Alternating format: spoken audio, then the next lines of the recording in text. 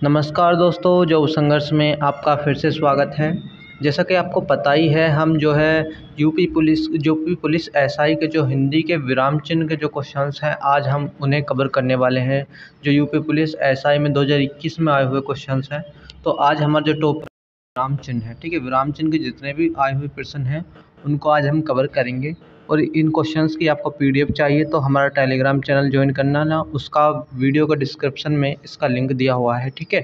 और पूरी प्लेलिस्ट का लिंक भी इस वीडियो का डिस्क्रिप्शन में दिया हुआ है, ठीक है। और वीडियो को लाइक करके चैनल को सब्सक्राइब कर लेना और वीडियो को हाइप ज़रूर कर देना, ठीक है। तो चलिए स्टार्ट करते हैं।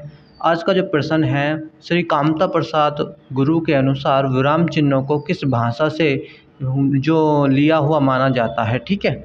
तो जल्दी से आप बताइए, जिसको भी पता है कमेंट करके, ठीक है। जो कामता प्रसाद गुरु हैं, उन्होंने जो विराम चिन्ह है वो किस भाषा से लिए हैं, वो जल्दी से आप कमेंट करके बताइए, ठीक है। तो देखिए, जो किससे लिए हैं भैया, आप कहोगे इंग्लिश से लिए हैं, ठीक है। इंग्लिश से उन्होंने ये विराम चिन्हों को लिया है, ठीक है।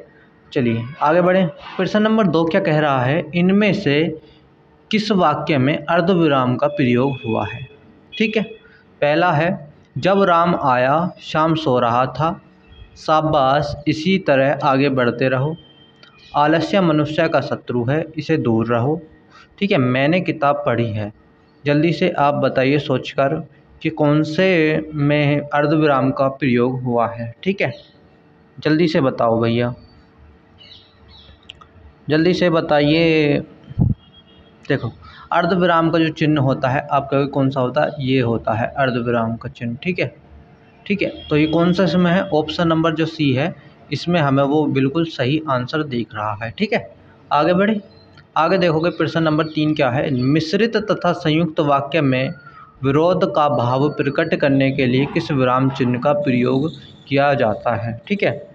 किस विराम चिन्ह का प्रयोग किया जाता है, आप बताइए। तो जो मिश्रित और संयुक्त वाक्य में जो विरोध होता है उसका भाव प्रकट करने के लिए हम किसका प्रयोग करते हैं, आप कहोगे भैया अर्धविराम का प्रयोग करते हैं, ठीक है। आगे बढ़ें। चलिए आगे बढ़ते हैं प्रश्न नंबर 4 पर, ठीक है। प्रश्न नंबर 4 की अगर हम बात करें, उपविराम का प्रयोग इनमें से किस वाक्य में हुआ है, ठीक है। उपविराम का चिन्ह जल्दी से आप बताइए सबसे पहले क्या है, तभी तो पहचान पाओगे, ठीक है। उपविराम का चिन्ह जल्दी से आप बताइए, ठीक है।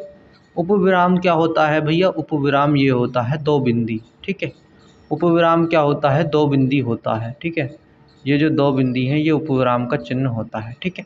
कौन सा है भैया इनमें, ये भी नहीं है, ये भी नहीं है, ठीक है, ये भी नहीं है, ये भी नहीं है, ये भी नहीं है, तो ये है, ठीक है। तो हमारा जो आंसर हो जाएगा ऑप्शन नंबर जो है, हमारा जो आंसर हो जाएगा भैया ऑप्शन नंबर बी बिल्कुल इस क्वेश्चन का सही जवाब हो जाएगा, ठीक है। आगे बढ़ें। चलिए अब देखें भैया 5वां प्रश्न क्या कह रहा है, आनंद घर आया, थोड़ी देर रुका और चला गया, इस वाक्य में उचित विराम चिन्ह कौन सा होगा, ठीक है। जल्दी से बताइए, इस वाक्य में उचित विराम चिन्ह कौन सा होगा, ठीक है।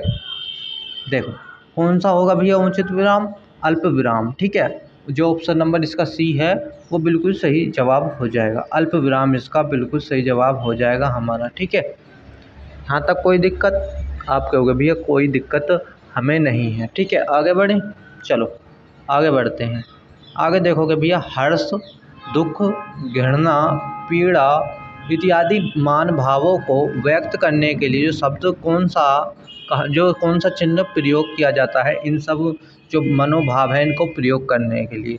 तो आपका आंसर होगा भैया, हमें पता है भैया, ये तो विस्मयादि बोधक चिन्ह का हम प्रयोग करते हैं, ठीक है।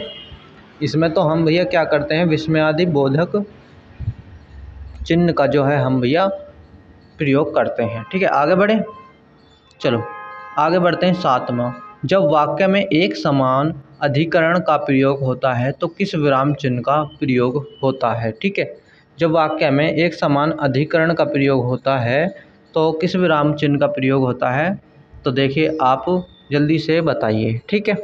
जल्दी से बताइए, देखकर जल्दी बताओ, ठीक है। कमेंट करो जल्दी से, जिसको भी पता है भैया। देखिए इसमें किसका प्रयोग होता है भैया, अर्धविराम का प्रयोग होता है, ठीक है। अर्धविराम जो है हमारा इस क्वेश्चन का बिल्कुल सही जवाब हो जाएगा। आगे बढ़ें। आगे देखोगे भैया 8वां प्रश्न की बात करें, समाधिकरण शब्दों के माध्य में किस विराम चिन्ह का प्रयोग होता है। समाधिकरण जो शब्द होते हैं उनमें किस विराम चिन्ह का प्रयोग होता है, तो उसमें भी कौन सा होता है भैया, अल्प विराम का प्रयोग होता है। ठीक है, यहाँ तक कोई दिक्कत? आप कहोगे भैया कोई दिक्कत नहीं है। ठीक है, आगे बढ़ें। आगे देखोगे भैया अगर आगे बात करें हम, अरे तुम आ गए, इसमें अरे के बाद कौन सा विराम चिन्ह प्रयोग हुआ है। आपको पता भी है ये वाला कौन सा चिन्ह है, विस्मय आदि बोधक चिन्ह है। तो ठीक है, ऑप्शन नंबर ए हमारा बिल्कुल सही जवाब हो जाएगा।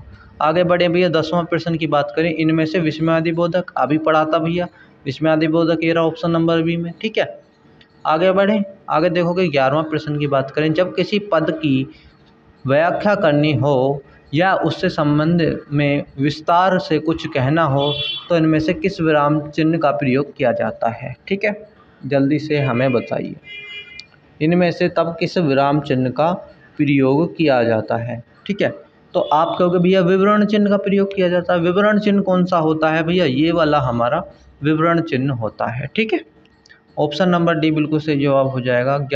12 की बात करें हम, किसी कठिन शब्द को स्पष्ट करने के लिए किस विराम चिन्ह का प्रयोग किया जाता है। ठीक है, किसी जो कठिन शब्द है उसकी व्याख्या करने के लिए, ठीक है, किस विराम चिन्ह का प्रयोग किया जाता है। ठीक है, यहाँ तक कोई दिक्कत? जल्दी से बताओ।